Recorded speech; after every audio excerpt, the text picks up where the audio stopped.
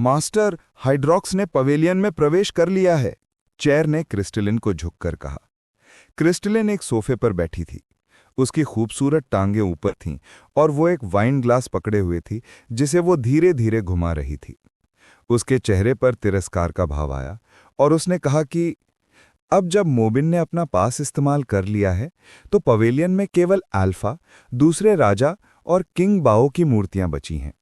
Alpha और दूसरे राजा की मूर्तियां अरबों वर्षों से वहां हैं क्योंकि कोई भी उन्हें समझ नहीं पाया है। और जहां तक उस किंग बाओ की बात है, वो एक अजीब राजा था। कई शाही बच्चों ने उनकी मूर्ति को समझने की कोशिश की है, लेकिन वे खाली हाथ लौट आए हैं। हाइड्रॉक्स के लिए मूर्ति के बारे में कुछ भी समझना संभव नहीं है। एक ऐसे इनाम की मांग करने के बजाय जिसका वो अधिक आसानी से उपयोग कर सकता था, हाइड्रॉक्स ने जोर दिया कि उसे पवेलियन पास दिया जाए। वो वास्तव में खुद के बारे में थोड़ा ज्यादा ही सोचता है, चेयर ने कहा। क्रिस्टलिन ने शराब का स्वाद लिया, फिर उसने ग्लास नीचे रख दिया। इस दुनिया में सबसे कठिन चीज दुश्मन को समझना नहीं है, ये खुद को समझना है। हाइड्रॉक्स अकेला व्यक्ति नहीं है जो इससे जूझ रहा है। हमारी नस्ल के सभी अभिजात वर्ग के साथ उनमें से कितने वास्तव में खुद को समझने का दावा कर सकते हैं। हाइड्रॉक्स सिर्फ एक साधारण आदमी है। इसमें कोई आश्चर्य नहीं है कि उसने अपने क्षमताओं के परे कुछ मांगा। वो अपनी सीमाओं को तब तक नहीं जानेगा जब तक वो खुद ट्राई नहीं करता। आप सही कह रही हैं मास्टर। आखिरकार इस ब्रह्मांड में बहुत से लोग नहीं हैं जो आपकी तरह अंतर्दृष्टि वाले हों, चर ने अति उत्साह से कहा। क्रिस्टलिन ने चर को देखा और ठंडे लहजे में कहा, आपकी लोमड़ी की चालें मुझ पर काम नहीं करती। मैं माफी चाहती हूं, चर ने तुरंत कहा। क्रिस्टलिन ने अपना हाथ हिलाया और वो जवाब देने ही वाली थी कि उसके चेहरे पर सदमे का भाव आ गया। वो बैल्कनी पर गई और आसमान की ओर देखा। दूसरे ग्रह से प्रकाश की एक किरण ब्रह्मांड में तेजी से गुजर रही थी, जिससे पूरे ग्रहों पर परछाई पड़ रही थी। पवेलियन, ये असंभव है। क्रिस्टलिन ने पूरी तरह से अविश्वास में प्रकाश को घूरना शुरू कर दिया। एक्सट्रीम किंग का हर व्यक्ति सदमे में था जब उन्होंने अपने सिर को आसमान में दौड़ती प्रकाश की किरण की ओर मोड़ दिया था। वो प्रकाश शक्तिशाली जादू से पैदा हुआ प्रतीत होता था। जैसे ही लोगों ने इसे देखा, ये एक राजा से कम बल्कि एक देवता या शैतान जैसा लगा। किंग्स किंगडम में हर जगह उस भयानक उपस्थिति को महसूस किया गया। किंग किंगडम के उन सभी रॉयल्स की नज़र के नीचे प्रकाश हिला। इसने मुक्के मारना शुरू कर दिया। यह एक्सट्रीम किंग का सबसे बुनियादी कौशल था, एक्सट्रीम किंग पंच। एक्सट्रीम किंग की जीन कलाएं सभी एक्सट्रीम किंग पंच से ली गई थीं। यहां तक कि अनुष्का की एक्सट्रीम किंग फाइनल पंच भी एक्सट्रीम किंग पंच का एक बेहतर संस्करण था। लेकिन एक्सट्रीम किंग पंच का यह बुनियादी उदाहरण एक छाया के माध्यम से दिखाया गया था। ये कल्पना करना कठिन था कि यह कितना डरावना था। ऐसा लगता था कि हर मुक्के में ब्रह्मांड को तोड़ने की पर्याप्त शक्ति थी। जैसे ही रईसों ने उन मुक्कों को देखा, उनके दिल उनकी छाती में उछल पड़े। वो दबे हुए थे और उन्हें सांस लेने में कठिनाई हो रही थी। ऐसा महसूस हो रहा था जैसे उनके द्वारा देखा गया हर मुक्का पूरे ब्रह्मांड को पंगु बनाने वाला था, उन्हें इस प्रक्रिया में कुचल रहा था। सिर्फ मुक्कों से आने वाली उस शक्ति को देखना ही सबको भ्रम में डालने के लिए काफी था। कमजोर इच्छा शक्ति वालों के नाक और कान से खून टपकने लगा। ये हमारा अल्फा, क्या किसी ने अल्फा मूर्ति पर दावा किया है? ये कौन है? लगभग हर कोई सोच रहा था, खासकर शाही बच्चे। यहां तक कि आसपास के रईसों को भी हैरानी हुई। अरबों वर्षों हो गए थे और इतने समय में कोई भी इस पर दावा नहीं कर पाया था। उस मूर्ति का खुलना उनके समाज की नींव को हिला देगा। कोई भी राजकुमार या राजकुमारी अल्फा मूर्ति पर दावा क्यों न करे, ये किंग बाय का ध्यान आकर्षित करने वाला था। अगर शाही बच्चा पहले से ही अविश्वसनीय तरह से प्रतिभाशाली होने के लिए जाना जाता था, तो ये उनके लिए वर्तमान क्राउन प्रिंस के स्थान को हड़पने के लिए पर्याप्त हो सकता था। आखिरकार क्राउन प्रिंस वास्तव में बहुत प्रसिद्ध नहीं थे। वर्तमान क्राउन प्रिंस को केवल इसलिए चुना गया था क्योंकि वो राजा का सबसे बड़ा बेटा था। किंग बाय जब चाहे उस क्राउन प्रिंस को उनके सिंहासन से हटा सकते थे। अनुष्का ने एक्सट्रीम किंग पंच की अल्फा की छाया को देखा। घूरते हुए उसने कुछ सीखा। उसने आसमान में जो देखा उसका अनुसरण किया और मुक्के दर मुक्के मारना शुरू कर दिया। उसके मुक्के बहुत जटिल शुरू हुए, लेकिन वे बहुत सरल हो गए। उसका आखिरी मुक्का सबसे बुनियादी शॉकिंग स्काई पंच बन गया, लेकिन उसका शरीर मजबूत होता जा रहा था। ये उनके अल्फा की छाया के करीब होता जा रहा था। कच्चा। उसके अंदर किसी प्रकार का ताला टूटा हुआ प्रतीत हुआ। उसका मूल शरीर एक आकाशीय शरीर बन गया, लेकिन विकास वहीं समाप्त नहीं हुआ। अल्फा की छाया पंच का अनुसरण करते हुए उसका शरीर लगातार बढ़ता जा रहा था। वो तेजी से एक दिव्य शरीर प्राप्त करने वाली थी। ये सिर्फ अनुष्का के साथ ही नहीं हो रहा था। पूरा एक्सट्रीम किंग, हर एक व्यक्ति जो शॉकिंग स्काई पंच या उसके समान कुछ भी अभ्यास करता था, उस छाया के कारण शक्ति प्राप्त करने लगा। कई अभिजात वर्गों ने अपनी सीमाओं को तोड़ दिया और यहां तक कि किंग क्लास और दैवीकृत प्रकारों ने भी अधिक शक्ति प्राप्त की। तो ये हमारे महान अल्फा की शक्ति है। वो इतना पवित्र है। ये किसने किया? अल्फा मूर्ति पर दावा करने वाला कौन है? हर कोई इस घटनाक्रम से हैरान भी था और अत्यधिक प्रसन्न भी था, और उन्होंने आपस में जोर से चर्चा की। उन्होंने ये माना कि सबसे ज्यादा संभावित उम्मीदवार मोबिन है, लेकिन उसने पहले से ही अपने लिए एक मूर्ति पर दावा कर लिया था। उसे पवेलियन में वापस जाकर दूसरा लेने की अनुमति मिलने का कोई तरीका नहीं था, इसलिए वो ये नहीं हो सकता था। राज परिवार के अन्य लोग भी शक्तिशाली थे। कोई अनुमान नहीं लगा सकता था कि यह कौन था। केवल क्रिस्टलिन की अभिव्यक्ति विरोधाभासी थी। वो जानती थी कि हाइड्रॉक्स उस समय पवेलियन में था, लेकिन वो ये समझ नहीं पा रही थी कि हाइड्रॉक्स बाकी सब में से कैसे अल्फा मूर्ति को खोल सकता था। ये हाइड्रॉक्स नहीं हो सकता। पवेलियन के अंदर शायद कोई और राजकुमार या राजकुमारी है, क्रिस्टलिन ने दांत पीसते हुए कहा। पवेलियन से आने वाला प्रकाश धीमा पड़ने लगा और अल्फा छाया को अपने साथ ले गया। कई रईसों और एक्सट्रीम किंग अभिजात वर्गों ने पवेलियन की ओर देखा।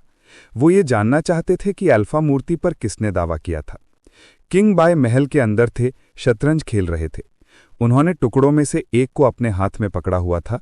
भूल गए थे, क्योंकि वे पवेलियन की ओर देख रहे थे। बधाई हो मेरे राजा, ऐसे अच्छे बेटे के होने पर। जो व्यक्ति किंग बाय के साथ खेल रहा था वो मुस्कुराया। शिक्षक, आपको क्या लगता है कि ये कौन सा राजकुमार है? किंग बाय ने एक सफेद शतरंज का टुकड़ा नीचे रखते हुए सामान्य ढंग से पूछा। वो एक्सट्रीम किंग के राष्ट्रीय शिक्षक एंशंट एबिस के नाम से जाने जाते थे, जो उनके साथ शतरंज खेल रहे थे। शिक्षक 40 वर्ष के व्यक्ति के जैसे दिखते थे। वे अपनी छोटी दाढ़ी के साथ काफी सुंदर लग रहे थे, लेकिन इससे वो अधिक उम्र के लग रहे थे। इसके बावजूद वो काफी स्वप्नदर्शी और हल्के लग रहे थे। एंशंट एबिस ने झुककर कहा, मुझे यह नहीं पता। किंग बाय ने और कोई सवाल नहीं पूछा। उन्होंने पवेलियन की दिशा में देखा, उस राजकुमार या राजकुमारी के आने का इंतजार करते हुए जिसने अल्फा राजा पर दावा किया था।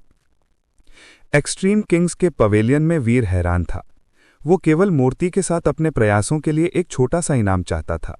उसने ज्यादा ध्यान आकर्षित करने का इरादा नहीं किया था, और अब वो चिंतित होकर त्यूरी चढ़ा रहा था। अगर वो वास्तव में हाइड्रॉक्स होता तो वो खुश होता, लेकिन वो केवल हाइड्रॉक्स के रूप में भेष बदल रहा था। और अब जब उसने इतना बड़ा व्यवधान पैदा कर दिया है, तो सबका ध्यान उस पर केंद्रित होना निश्चित है। उसके उजागर होने की संभावनाएं अब अविश्वसनीय रूप से उच्च हैं। जो हो गया सो हो गया, इसलिए अब चिंता करने से कोई फायदा नहीं है। मैं अभी के लिए चीज ले लूंगा। वीर ने अल्फा मूर्ति के भीतर की जगह को देखा। उद्घाटन प्रकट हो गया था। उद्घाटन के माध्यम से एक चौकोर छेद था, जिसमें एक फुटबॉल के आकार का एक लकड़ी का बक्सा रखा था। वीर ने बक्सा बाहर निकाला और मूर्ति वैसी ही हो गई जैसी उसने पहली बार देखी थी। वीर मूर्ति के सामने बैठने के लिए लौट आया। उसमें अब वो जीवन का भाव नहीं था जो पहले था। ऐसा लगता था कि मूर्ति वास्तव में केवल वही बन गई थी जो उसे बनना चाहिए था, एक मूर्ति। इसके अस्तित्व का कोई और छिपा हुआ अर्थ नहीं था, और मूर्ति के हाथ में लौकी उस परिचितता का एहसास नहीं करा रही थी जो एक बार थी। मूर्ति वास्तव में केवल एक बार ही सक्रिय हो सकती है। वीर लकड़ी के बक्से को देख रहा था। उसने मन ही मन सोचा, ये वही है जो एक्सट्रीम किंग के अल्फा ने छोड़ा था। ये निश्चित रूप से कुछ लंगड़ा नहीं हो सकता। ये एक दैव्यकृत हथियार या उसी तरह का कुछ होना चाहिए। बक्सा बंद नहीं था, और जब वीर ने इसे खोला तो उसे एक झटका लगा। लकड़ी के बक्से में वीर के हाथ के आकार की एक जेड लौकी थी। ये एक हरे रंग के क्रिस्टल जैसा दिखता था। क्रिस्टल पारदर्शी लग रहा था, लेकिन वीर ये नहीं देख सकता था कि इसके अंदर क्या था। इस जेड लौकी को उकेरा गया होगा। ये कोई प्राणी नहीं है। शायद ये एक लौकी के आकार की बोतल है। वीर ने जेड लौकी को बक्से से बाहर निकाला, लेकिन लौकी पूरी तरह से साबुत थी। उसे कोई छेद या जोड़ नहीं मिला। वजन और अनुभव को देखते हुए ये खोखला नहीं लग रहा था। ये ठोस जेड से बना था। वीर ने हरे रंग की लौकी को देखा, और जब उसने इसके निचले हिस्से को देखा तो उसकी उंगलियां कांप गईं। निचला हिस्सा सपाट था और उस पर कुछ शब्द उकेरे गए थे, केवल सेक्रेट के नेता के लिए। उन शब्दों को पढ़ने के बाद वीर को उचित झटका लगा। जहां तक वीर को पता था, केवल एक ही सेक्रेट के नेता थे, और ये चीज एक्सट्रीम किंग के अल्फा से थी। ये किसी भी नामहीन अर्थहीन वस्तु नहीं हो सकती थी। क्या एक्सट्रीम किंग के अल्फा सेक्रेट के नेता से जुड़े हुए हैं? अन्यथा एक्सट्रीम किंग के अल्फा के पास ऐसी वस्तु क्यों होगी जो सेक्रेट के नेता की थी? शायद सेक्रेट के नेता के मरने के बाद एक्सट्रीम किंग के अल्फा ने इसे कभी प्राप्त किया होगा। हालांकि मुझे अभी भी लगता है कि वे संबंधित हैं, वीर ने मन ही मन सोचा। वीर ने इसका अध्ययन करने के लिए अपने हाथों में जेड लॉकी को पलटा। वो नहीं बता सकता था कि ये क्या करती है। जो भी हो, मैं इसे अभी के लिए अपने साथ ले जाऊंगा। वीर ने जेड लॉकी को अपनी छाती की जेब में रख लिया। फिर उसने लकड़ी का बक्सा उठाया और पवेलियन से बाहर निकल गया। वो जानता था कि कई लोग पवेलियन पर नजर रख रहे होंगे, लेकिन उसके पास जाने के सिवाय कोई विकल्प नहीं था। वो हमेशा के लिए वहां नहीं रह सकता था। उसे आखिरकार बाहर निकलना ही था। भले ही वो बहुत सी चीजों से गुजर रहा था, इस तरह की चीज का सामना करने पर वीर भी काफी घबराया हुआ था। उसे देखने वाली और उसके हाइड्रक्स के भेष को देखने वाली सभी आंखों के साथ अब वो उजागर होने से बचने के बारे में निश्चित नहीं हो सकता था। हाइड्रॉक्स, वो जिसने... जब वीर पवेलियन से बाहर निकला तो एक्सट्रीम किंग के सभी अभिजात्य हैरान थे। कई उच्च स्तर के लोग जानते थे कि हाइड्रॉक्स ने वीर पर रिटर्न टू ओरिजिन का इस्तेमाल किया था। केवल वे लोग जो खबरें नहीं पढ़ते थे, वे नहीं जानते थे कि हाइड्रॉक्स अब वीर जैसा दिखता था।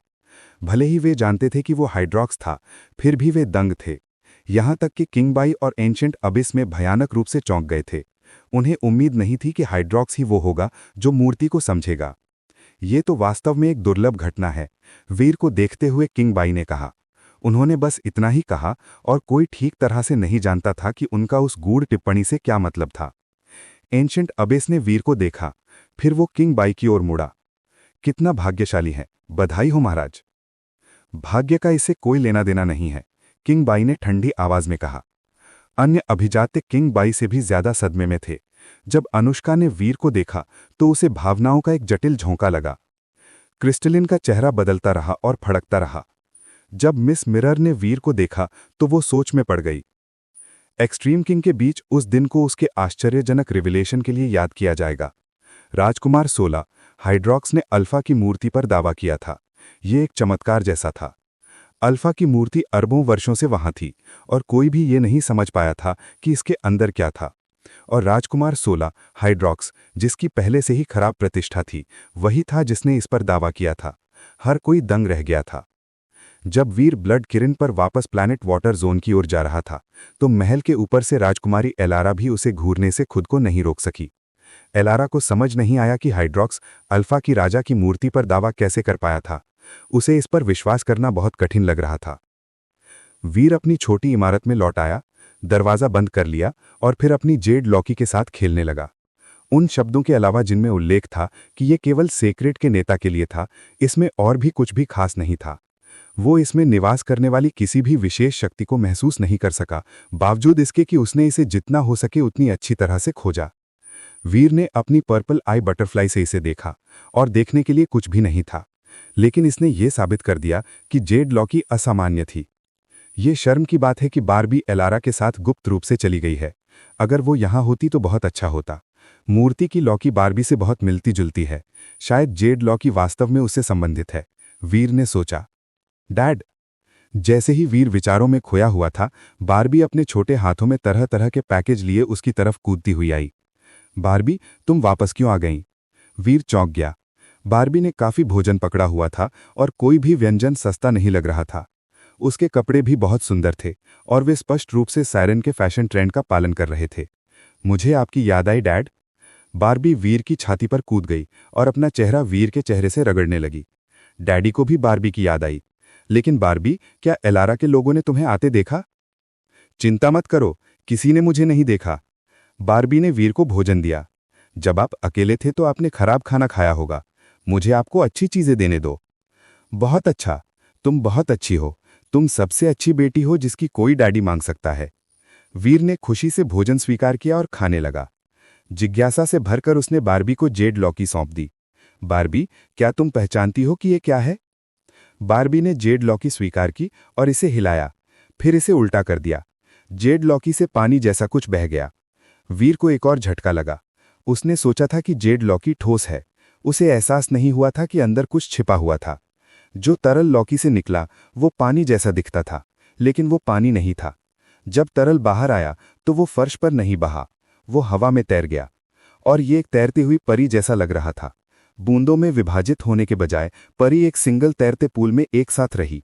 ये वीर के ओरिजिनल वाटर बॉडी का उपयोग करने जैसा लग रहा था। ये क्या है? वीर को एक और झटका लगा। डैडी को नहलाने में मदद करो। बारबी ने लॉकी पकड़े हुए पानी की परी को निर्देश दिया। पानी की परी वीर के पास आई और उसके सारे कपड़े उतार दिए। फिर उसने अपनी उंगली घुमाई और वीर के पूरे शरीर के चारों ओर एक पानी की हवा लिपट गई। इससे उसे ऐसा महसूस हुआ जैसे वो एक प्राकृतिक झरने के आलिंगन में हो। वाटर फेरी वीर के पीछे बैठ गई और उसके कंधों की मसाज करने लगी। वीर को मसाज में मजा तो आ रहा था, लेकिन वो निराश था और खुद को ये कहने से नहीं रोक सका, ये बस एक सर्वेंट है। वीर को पवेलियन में घुसने के लिए बहुत एफर्ट लगाना पड़ा था और उसने एक्सपोज होने का रिस्क भी लिया था। अगर उसे इतनी मेहनत के बदले में सिर्फ एक नौकरानी मिली तो ये इसके लायक नहीं था। बारबी ने अपना सिर एक तरफ झुकाया और कहा, मुझे नहीं पता, पर मुझे लगता है कि इसका कोई और फंक्शन भी है। क्या ये फाइट कर सकती है? वीर ने पूछा। बारबी ने लॉकी उठाई और चेयर की ओर इशारा किया। उसने चिल्लाकर कहा, इसे हिट करो। वाटर फेरी तुरंत चेयर के पास गई, लेकिन जैसे ही वो उससे टकराई उसका पानी जैसा शरीर टूट गया। चेयर थोड़ी हिली, पर असल में कोई लास्टिंग डैमेज नहीं हुआ था। लगता है ये नहीं लड़ सकती। बारबी ने सिर हिलाया। ये सेक्रेट के लीडर की सर्वेंट नहीं हो सकती। एक्सट्रीम किंग का अल्फा जरूर इतना लेम नहीं होगा कि अपने बच्चों के लिए ऐसी कमजोर चीज छोड़ जाए। वीर ने वाटर फेरी को देखा। बारबी ने वाटर फेरी से अपनी मसाज करने को कहा। वाटर फेरी ने तुरंत डायरेक्शन फॉलो किया, इसलिए ऐसा लगा जैसे उसमें अपनी कोई विल नहीं है। ये एक हाई क्लास डॉल थी। वीर ने वाटर फेरी को और अच्छे से देखने के लिए अपनी पर्पल आई बटरफ्लाई का इस्तेमाल किया और जो उसने देखा वो शॉक हो गया। वाटर फेरी का शरीर एक एनर्जी सब्सटेंस था और ये बहुत टाइटली कंस्ट्रक्टेड था। ऐसा लग रहा था कि इसमें एक डी फाइट पावर समाई हुई थी जो वीर ने पहले कभी नहीं देखी थी। अजीब है, इतनी स्ट्रॉन्ग पावर, पर यह कोई डैमेज क्यों नहीं करती? ये चीज असल में करती क्या है? वीर ने वाटर फेरी को देखते हुए मन ही मन सोचा। बारबी कम से कम इसके साथ फन कर रही थी।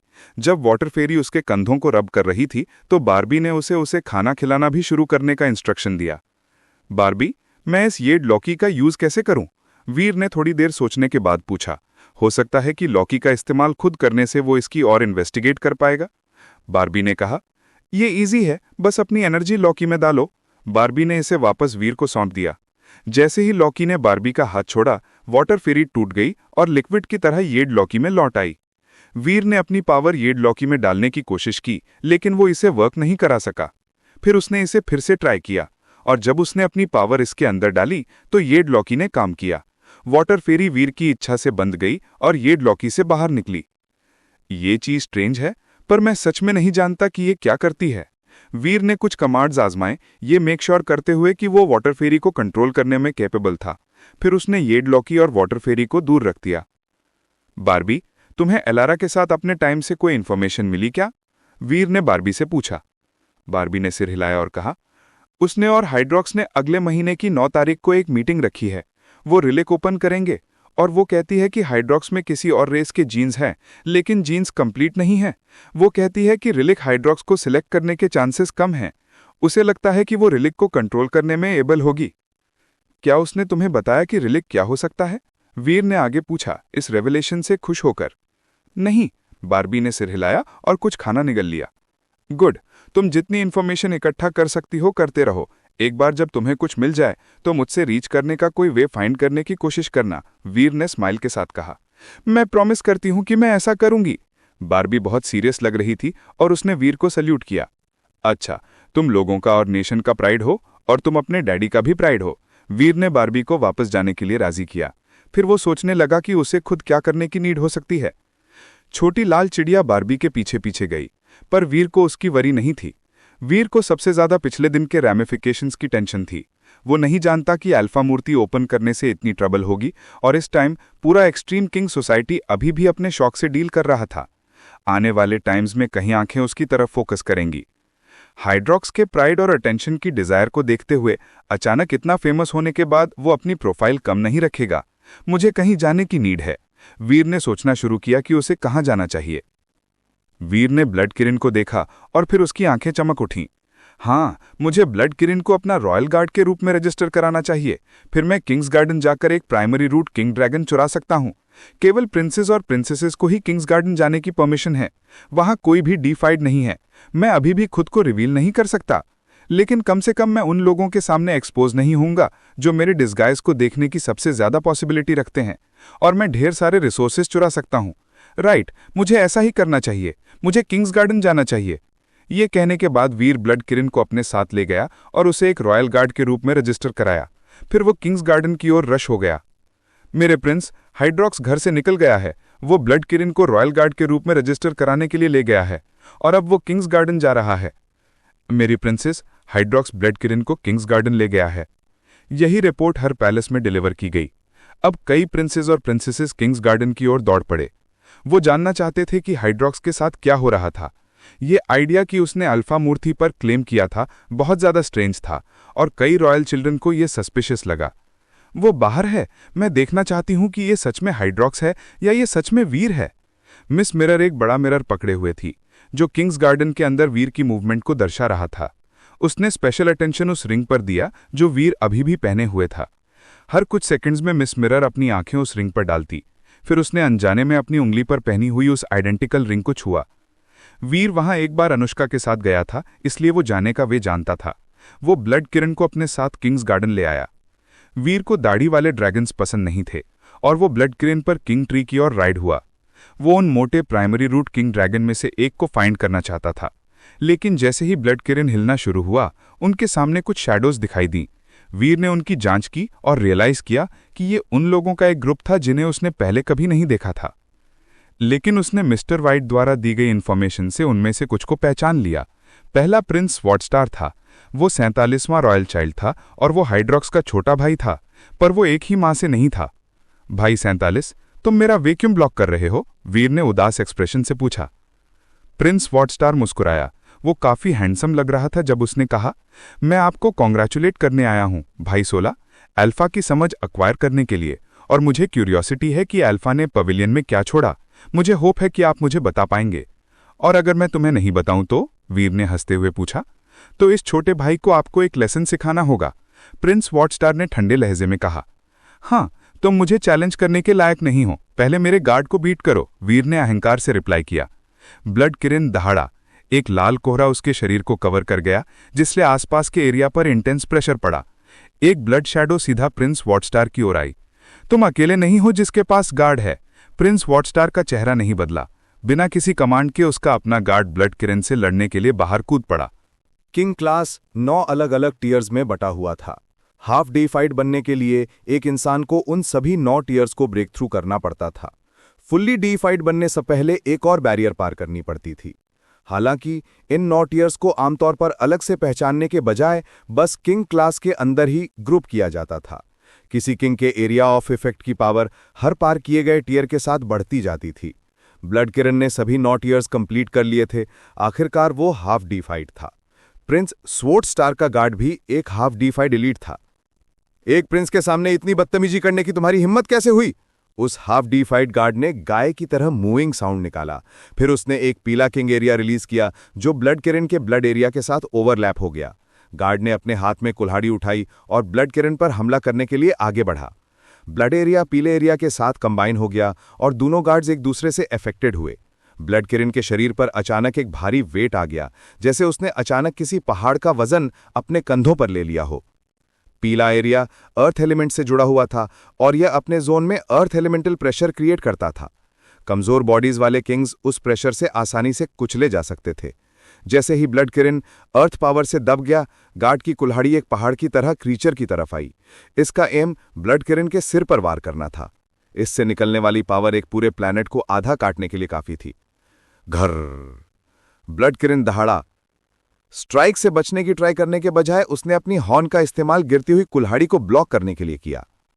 धमाका! ब्लड और पीले पावर्स एक दूसरे से टकराए। ब्लड किरण की हॉर्न बड़ी कुल्हाड़ी को ब्लॉक करने में एबल थी, जिससे कुल्हाड़ी हवा में रुक गई। हाफ डीफाइड गार्ड दहाड़ा। उसने अपनी बड़ी कुल्हाड़ी को और नीचे धकेलने की स्ट्रगल की, क्योंकि दोनों पावर्स उस एरिया में लगातार टकरा रही थीं। वीर और प्रिंस स्वॉर्ड स्टार दोनों दूर से देख रहे थे। अचानक एक जबरदस्त लाल और पीला एक्सप्लोजन उस एरिया में हुआ। ब्लड किरण हाफ डीफाइड गार्ड से आगे निकलने में सक्सेसफुल रहा। जब एक्सप्लोजन की लाइट फीकी पड़ी और देखने वाले फिर से देख पाए, तो उन्होंने तुरंत नोटिस किया कि ब्लड किरण के गर्दन के स्केल्स फट गए थे। उन पर एक बड़ा कट लगा था और ब्लड किरण का खून धीरे धीरे उसकी चेस्ट पर टपकने लगा था। हाफ डीफाइड गार्ड का आर्मर का चेस्ट प्लेट भी टूट गया था, उसे भी कट लगा था और उससे भी खून बह रहा था। बहुत स्ट्रांग बॉडी, मेरी ओपन स्काई एक्स से ब्लो खाने के बाद भी तुम मरे नहीं, पर फिर भी तुम आज मरोगे, हाफ डीफाइड गार्ड ने फियर्सली चिल्लाया। उसकी ओपन स्काई एक्स से एक डरावनी लाइट निकली और वो फिर से ब्लड किरण की तरफ झूलती हुई आई। ब्लड किरण ने अपना सिर नीचे किया। उसकी आंखें लाल दिख रही थीं, फिर आंखें और गहरी होती गईं जब तक कि वो बिल्कुल काली नहीं दिखने लगी। वीर ब्लड किरण को अच्छे से समझता था और वो जानता था कि अब वो सच में एंग्री है। उसकी ब्लड एयर पागल होने वाली थी। ये एक न्यूक्लियर बॉम्ब की तरह था जो फटने वाला था। जैसे ही हाफ डीफाइड गार्ड उसकी ओर लपका, ब्लड किरण ने डॉज नहीं किया। उसने अपना सिर उठाया और गार्ड को घूरा। उसकी आंखों में ब्लड एयर एक वॉल्केनो की तरह फटने वाली थी। ब्लर्ग! ब्लड किरण की आंखों से पावर वैसे नहीं फटी जैसे वीर ने एक्सपेक्ट किया था। दूसरे गार्ड के चेस्ट से अचानक खून बहने लगा। उसकी ओपन स्काई एक्स प्लान के हिसाब से नीचे नहीं आई। उसके घाव से एक फव्वारे की तरह खून निकला और फाइट देख रहे सभी लोग शॉक में थे। हाफ डीफाइड गार्ड ने अपने खून के नुकसान को रोकने के लिए जल्दी से एक पावर का इस्तेमाल करने की ट्राई की, पर यह एक फ्यूटाइल एफर्ट था। खून अभी भी उसकी चेस्ट से बह रहा था, फिर मिस्ट में बदलकर सीधा ब्लड किरण की ओर चला गया, जहां ब्लड किरण ने उसे तुरंत एब्जॉर्ब कर लिया। ब्लड किरण के गर्दन का घाव जल्द ही बंद हो गया, जैसे वो कभी था ही नहीं। ब्लड किरण एक शेर की तरह दहाड़ा। ये एक ब्लड शैडो बन गया, फिर हाफ डीफाइड गार्ड की ओर उड़ गया। हाफ डीफाइड गार्ड से खून बह रहा था और घटनाओं के इस मोड़ पर उसका चेहरा शॉक्ड दिख रहा था। उसने रिस्पॉन्स में दहाड़ा और अपनी ओपन स्काई एक्स को एक बार फिर ब्लड किरण की तरफ घुमाया। डेस्परेटली आते हुए ब्लड किरण को काटने की ट्राई की। ब्लड किरण ने बड़ी कुल्हाड़ी से बचने की कोई अटेम्प्ट नहीं की और न ही उसने ब्लॉक को ब्लॉक करने के लिए अपने पंजों का इस्तेमाल किया। बीस्ट ने कुल्हाड़ी को खुद पर लगने दिया और उसके स्केल्स पर एक गहरा निशान बनाया। हालांकि उसी टाइम पर ब्लड किरण के पंजे उसके अपोनेंट को छू गए। जैसे ही गार्ड चीखा, उसका खून एक गिजर की तरह फुआर मार गया। मर्डरस ब्लड किरण ने कुल्हाड़ी के जोरदार वारों को इग्नोर किया, अपने स्केल्स का इस्तेमाल स्ट्राइक्स को एब्जॉर्ब करने के लिए किया, जबकि उसके पंजे गार्ड के आर्मर को फाड़ते रहे और उसके फ्लैश को चीरते रहे। ब्लड किरण के पंजों ने नाइट पर हर जगह निशान छोड़ दिए और उसके बॉडी से कॉन्टिन्यूअसली ब्लड बहता रहा। उसका खून एक वॉल्केनो की तरह था और उस इरप्शन को कोई नहीं रोक सकता। वीर देखते हुए मुस्कुराया। ब्लड किरण का ब्लड एरिया एक बहुत ही डरावनी एबिलिटी थी। वीर लकी था कि ब्लड किरण उसका एनिमी नहीं था। इंस्टेड, जब गार्ड ने ब्लड किरण को बड़ी कुल्हाड़ी से मारा, तो अब वो इतनी तेजी से हील कर पा रहा था। एक पल बाद हाफ डीफाइड गार्ड पूरी तरह टूट गया था। वो लगातार चीखता रहा क्योंकि उसने भागने की ट्राई की, पर ब्लड किरण के ब्लड एरिया की पकड़ में उसने बहुत ज्यादा खून खो दिया था। उसकी पावर्स अब कमजोर थीं और उसमें भागने की स्ट्रेंथ नहीं बची थी। ब्लड किरण एक भेड़िए की तरह था, वो एक चीते की तरह था। वो आदमी की ओर लपका, फिर उसकी आर्म्स फाड़ दी और उन्हें निगल लिया। स्नैक का टेस्ट लेते हुए क्रीचर से चबाने की आवाज़ें आ रही थीं। प्रिंस बचाओ, मुझे बचाओ! हाफ डीफाइड ने प्रिंस स्वॉर्ड स्टार को चिल्लाया। प्रिंस स्वॉर्ड स्टार को यह सब देखने के बाद एक कड़वी ठंड महसूस हुई। ब्लड किरण की क्रुएल्टी ने उसे और बाकी सभी गार्ड्स को शॉक कर दिया था। प्रिंस स्वॉर्ड स्टार कुछ कह पाता उससे पहले ही ब्लड किरण ने गार्ड को अपने मुंह में उठाया और उसे पूरा निगल लिया। एक हाफ डीफाइड एलीट को ब्लड किरण ने पूरी तरह से निगल लिया था। आदमी की आखिरी चीख अभी भी हॉरिफाइड ऑडियंस के कानों में गूंज रही थी। हाइड्रॉक्स, तुमने मेरे गार्ड को मार दिया! प्रिंस स्वॉर्ड स्टार बहुत बीमार लग रहा था। उसकी आंखें जीरो में घूर रही थीं।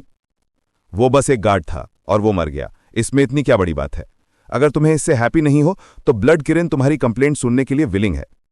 जाओ और उसे मारो अगर तुम्हारी हिम्मत है तो, वीर ने फ्लैटली जवाब दिया। तुम? प्रिंस स्वॉर्ड स्टार का फेस काला पड़ गया था। वो हाफ डीफाइड नहीं था। उसके एम्प्लॉय में केवल 2 हाफ डीफाइड गार्ड्स थे और अब उनमें से एक को ब्लड किरण ने खा लिया है।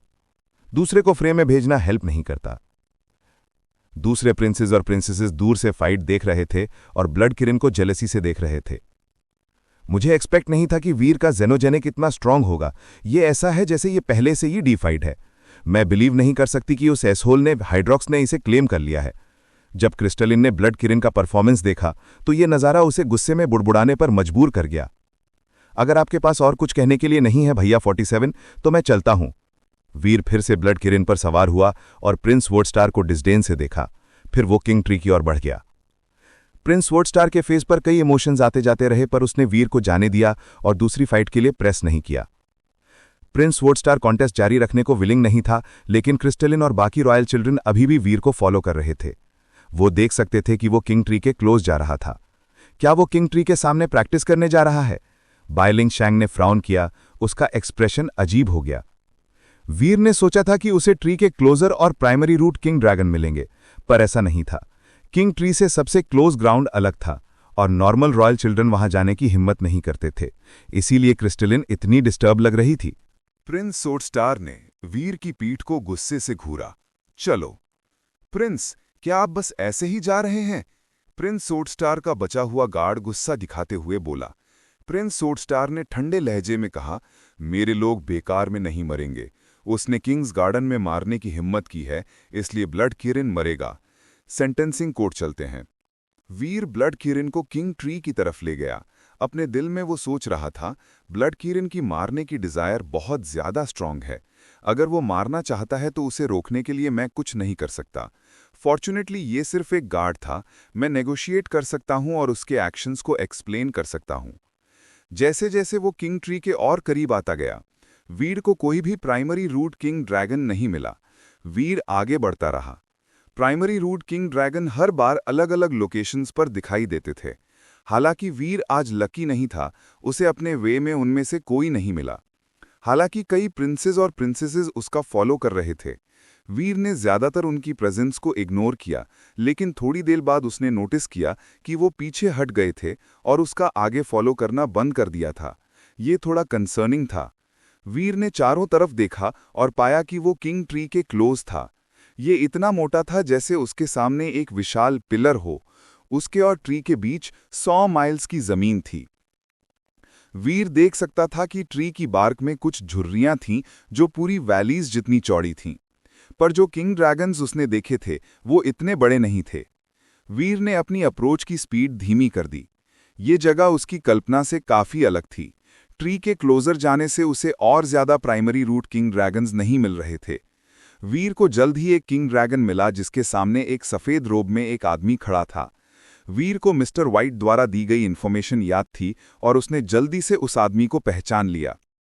प्रिंस 17 एड्रियन को पूरे किंग्स किंगडम में सबसे प्रिटीएस्ट आदमी के रूप में जाना जाता था। वो इतना हैंडसम था कि उसकी अच्छी लुक्स ने उसे लगभग इनविंसिबल बना दिया था। हालांकि एड्रियन बहुत हैंडसम था, लेकिन लेजेंड्स ये भी कहती हैं कि वो काफी कमजोर था। उसकी मां गर्भावस्था के दौरान इंजर्ड हो गई थी और उनका बच्चा भी इंजर्ड हो गया था, इसलिए वो डैमेज्ड पैदा हुआ था। वो एक्सट्रीम किंग के बीच एक बहुत कमजोर व्यक्ति था और उसका शरीर रॉयल ब्लड लाइन जैसा नहीं था। वो एक कॉमनर से भी कमजोर था। प्रिंस एड्रियन बहुत हैंडसम था, लेकिन वो आई कैंडी के अलावा किसी भी चीज में अच्छा नहीं था। उसने अथॉरिटी की फाइट्स में ज्वाइन नहीं किया। अगर कोई कन्वर्सेशन में उसका जिक्र करता था तो ये सिर्फ उसके चेहरे के बारे में बात करने के लिए होता था। भाई 17, तुम क्या कर रहे हो? वीर ब्लड किरण को प्रिंस एड्रियन के पास ले गया, लेकिन आदमी ने कोई रिस्पॉन्स नहीं दिया। वीर को जानना था कि प्रिंस 17 ही वहां क्यों थे। बाकी सभी रॉयल चिल्ड्रन चले गए थे। प्रिंस एड्रियन की आंखें स्टार्स की तरह थीं और उसके फेशियल फीचर्स शार्प थे। वो मार्बल के एक ब्लॉक से गढ़े हुए कार्विंग जैसा था, पर वो अच्छा नहीं दिख रहा था। असल में वो पीला और बीमार लग रहा था। उसने एक्सपेक्ट नहीं किया था कि वीर उसके पास आएगा और उससे बात करेगा। प्रिंस एड्रियन ने वीर को देखा और कहा, मैं यहाँ किंग वीन से प्रोटेक्शन लेने आया हूँ। क्या आप भी वही कर रहे हैं भाई 16? मैं बस घूम रहा हूँ।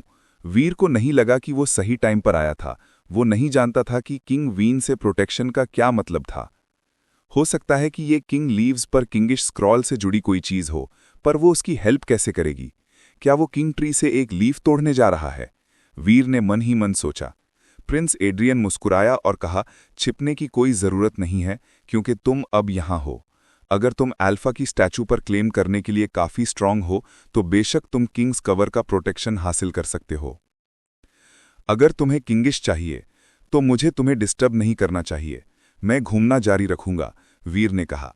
फिर जाने के लिए खुद को रेडी कर लिया। उसने ये पता नहीं किया था कि किंगिश कैसे प्राप्त करें, और अगर वो केयरफुल नहीं रहा तो उसे एक्सपोज होने का रिस्क था। उसे अब वहां से निकल जाना चाहिए था और किंगिश के बारे में बाद में पता लगाना था। प्रिंस एड्रियन अचानक उछला। उसका शरीर वीर के सामने टेलीपोर्ट हो गया, जिससे उसके जाने का वे ब्लॉक हो गया। किंगिश अभी तक वेकअप नहीं हुआ है। मुझे क्यूरियोसिटी है कि तुम अल्फा की स्टैचू को कैसे समझ पाए। कृपया मुझे सिखाओ भाई 16। प्रिंस एड्रियन ने वीर के अग्री करने से पहले ही वीर पर एक थप्पड़ फेंका। उसकी उंगलियां लंबी थीं और वो लाइट से चमक रही थीं। ये एक खूबसूरत नज़ारा था, पर किसी तरह से ये उसी टाइम पर मैस्कुलिन भी लग रहा था। वीर ने उसका थप्पड़ देखा और नोटिस किया कि वो कितना लाइट था और उसमें कोई पावर नहीं थी, पर फिर भी वो मूव इतना डिफिकल्ट महसूस हुआ कि प्रेडिक्ट करना मुश्किल था। वीर इससे शॉक्ड हो गया। लोग कहते हैं कि प्रिंस एड्रियन काफी कमजोर है और उसके लिए इवॉल्व करना डिफिकल्ट होगा, पर अब मुझे नहीं लगता कि वो क्लेम सच हैं। उसका थप्पड़ बहुत स्पेशल है। वीर ने फ्राउन किया। ब्लड किरण बैठ गया और दहाड़ा। वो दूर कूदना चाहता था, पर वीर ने उसे ऐसा करने से रोक दिया। किंग्स गार्डन में एक रूल था जो मारने से मना करता था। हालांकि इसका एम सिर्फ प्रिंसेस और प्रिंसेसेस को प्रोटेक्ट करना था। अगर एक गार्ड मारा जाता था तो ऑप्शंस थे, लेकिन एक प्रिंस को मारने से सिर्फ ब्लड किरण को ही पनिश नहीं किया जाता, वीर को भी किया जाता। ब्लड किरण को रोकने के बाद वीर ब्लड किरण की पीठ से कूदा और प्रिंस एड्रियन की ओर पंच किया। उसका मुक्का traditional extreme king shocking sky punch में आगे बढ़ा। उसने ये अल्फा स्टैचू से सीखा था। बाकी एक्सट्रीम किंग ने सिर्फ शैडो देखी थी, पर वीर ने अल्फा स्टैचू को एक्चुअल में स्किल परफॉर्म करते हुए देखा था। पंग! मुक्का और हथेली एक दूसरे से टकराए।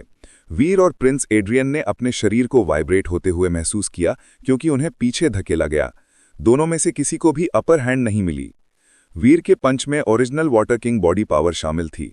हालांकि ये केवल एरिया पावर्स के पहले टीयर पर थी, फिर भी ये काफी स्ट्रांग थी और प्रिंस वीर के साथ इक्वल के रूप में फाइट कर सकता था। ऐसा लगा कि प्रिंस के कमजोर शरीर की र्यूमर्स बिल्कुल एक्यूरेट नहीं थीं। एक्सट्रीम किंग में सच में कई एलीट्स हैं। मैं किसी को भी अंडर एस्टिमेट नहीं कर सकता। वीर शॉक्ड हो गया। कई प्रिंसेस और प्रिंसेसेस दूर से देख रहे थे और वो फिर से सरप्राइज थे। हाइड्रॉक्स काफी रेकलेस और एक्सेप्शनली ग्रीडी होने के लिए जाना जाता था। एड्रियन बहुत कमजोर और बीमार होने के लिए जाना जाता था। ऐसे दो प्रिंसेस का किंग ट्री के नीचे फाइट करना काफी अजीब था। अगर ये किसी और जगह पर होता तो ये एक अंडरस्टैंडेबल कॉन्फ्लिक्ट हो सकता था, पर किंग ट्री सिर्फ 100 माइल्स दूर था। दोनों प्रिंसेस किंग्स कवर के नीचे थे। मोबिन और क्रिस्टलिन जैसे जीनियसेस भी उस जगह में एंटर नहीं करते, और उन दोनों प्रिंसेस ने कर लिया। किंग्स कवर कोई डेंजरस जगह नहीं थी, लेकिन इसमें किंग ट्री का किंग एयर ब्लेसिंग था। अगर किंग ट्री उन्हें अपना अप्रूवल देता तो वो उसका प्रोटेक्शन कमाते। वो किंगिश द्वारा प्रोटेक्ट किए जाते। अगर वे अप्रूव नहीं किए जाते तो वे बस वहां खड़े रहते और कुछ नहीं होता। कई प्रिंसेस और प्रिंसेसेस किंगिश का प्रोटेक्शन कमाने की होप रखते थे, लेकिन अपनी अनसर्टेनिटी के बीच किसी ने भी ट्राई करने की विश नहीं की। अगर वे किंग्स कवर का प्रोटेक्शन नहीं कमाते या उनके पास ज्यादा किंगिश होती तो उनके अनलकी होने के लिए उनका मजाक उड़ाया जाता।